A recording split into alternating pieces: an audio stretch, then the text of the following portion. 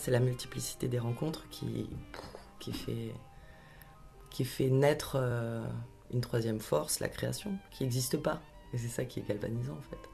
Si on sait exactement où on va, pourquoi on le fait, pourquoi on a envie de le faire, qu'est-ce qu'on veut dire, ça c'est le plus important. Et à partir de là, c'est l'imaginaire de la personne et la corporalité de la personne qui va traduire avec la musique ce qui va venir après, ce qui va devenir, ce qui va prendre forme. Tu vois ? Et que du coup on voit au niveau horizontal que de plus en plus t'occupes l'espace et de plus en plus tu prends la décision physiquement. Dans l'imaginaire, ce qui est intéressant, c'est de questionner la personne avec qui je travaille pour savoir comment ça se traduit dans sa tête, avant même que le mouvement existe. Qu'est-ce qui se passe dans son corps, qu'est-ce qui se passe dans sa tête, qu'est-ce qu'il voit que je ne vois pas, parce que j'ai pas les mêmes images que lui.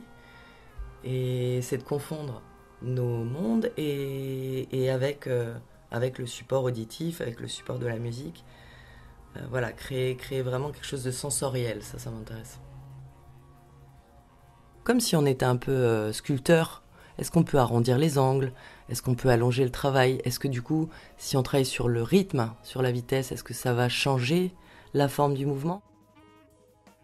C'est un aller-retour, c'est un ping-pong, c'est une altérité qui va faire qu'à un moment, il y a des choix qui vont être justes.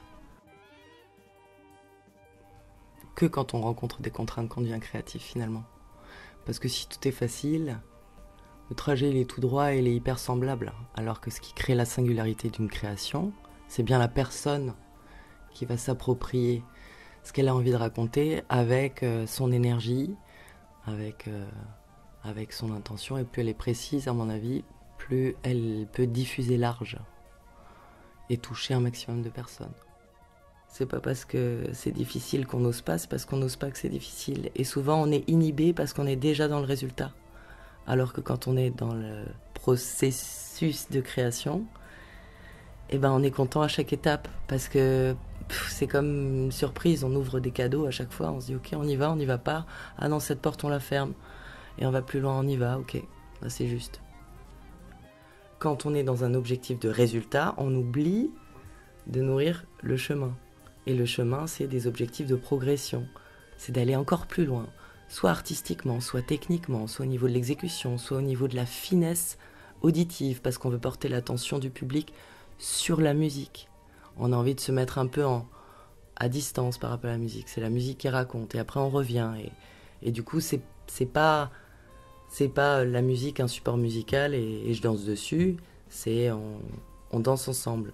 Et ça crée une vibration complète. Et puis surtout, ça touche tout le monde. Ça peut toucher tout le monde. Et ça vient vraiment en dernier. D'abord, il faut travailler